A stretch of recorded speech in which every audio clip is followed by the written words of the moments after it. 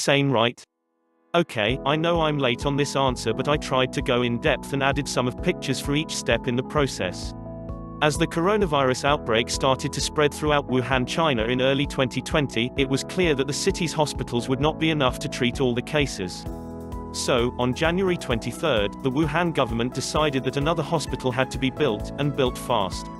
They announced the plan for a brand new 1,000-bed hospital to be up and running in 10 days' time. Step 1 in building a hospital in 10 days, find a location. 14 miles, 23 kilometers, from central Wuhan there was a large and relatively open field. This was perfect because it meant that the hospital would be far enough from the dense urban center to make transmission from patients to citizens unlikely, but close enough for easy access to Wuhan's electrical grid and transportation. Step 2 in building a hospital in 10 days, prepare the location. The road, highlighted in yellow, that ran by this field was immediately shut down so that all the architects, developers, engineers, construction workers, materials, equipment, and machinery would be able to get in as quickly as possible. The contract for the hospital was given to a subsidiary of China's State Construction Engineering Corporation, the largest by revenue construction company in the world, and one with decades of experience in ambitious projects including Egypt's new capital city, and Tesla's Shanghai Gigafactory. The first 3 days of construction were spent solely on clearing the area and leveling the ground. Step 3 in building a hospital in 10 days, lay the foundation. This was done in layers. First, 8 inches of sand was spread across the area. Next, a semi-permeable geotextile fabric was laid down. Then came a non-permeable plastic layer.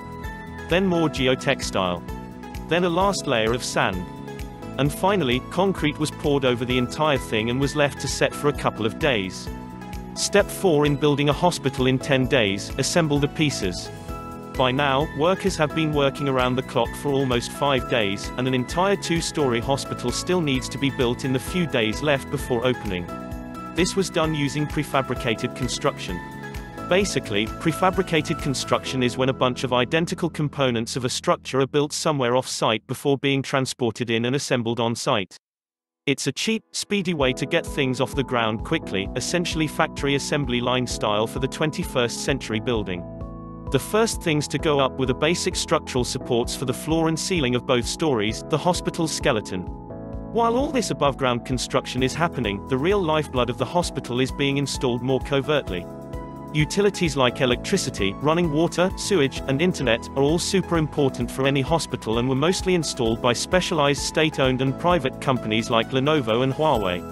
Back above ground, the rest of the prefabricated elements like windows, doors, and room modules the size of shipping containers are starting to be put together. Once those are stacked up, outer support, heating, and ventilation start snaking their way around the buildings. Step 5 in building a hospital in 10 days, build the hospital.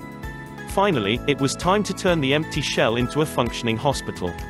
Each patient's room had to have 2 beds, a bathroom, and a bunch of medical equipment. The rooms were also made to keep a negative pressure inside so that quarantined and possible infected air could be constantly managed by the ventilation system. To keep the likelihood of contamination as low as possible, 2-sided cabinets were installed in each room so that staff could deliver supplies to patients without even entering their vicinity.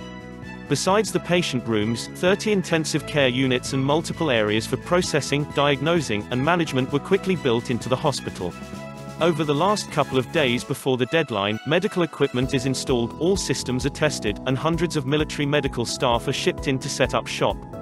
And then the day comes, February 3, 2020, and as promised, Huashenchen Hospital, a fully staffed, fully operational, 60,000 square meter, 1,000-bed facility opens and starts treating its first patients in what 10 days ago was just another muddy field outside Wuhan, China. Humans can do some pretty amazing things if they really put their minds to it. Thanks for watching, please subscribe for more upcoming videos.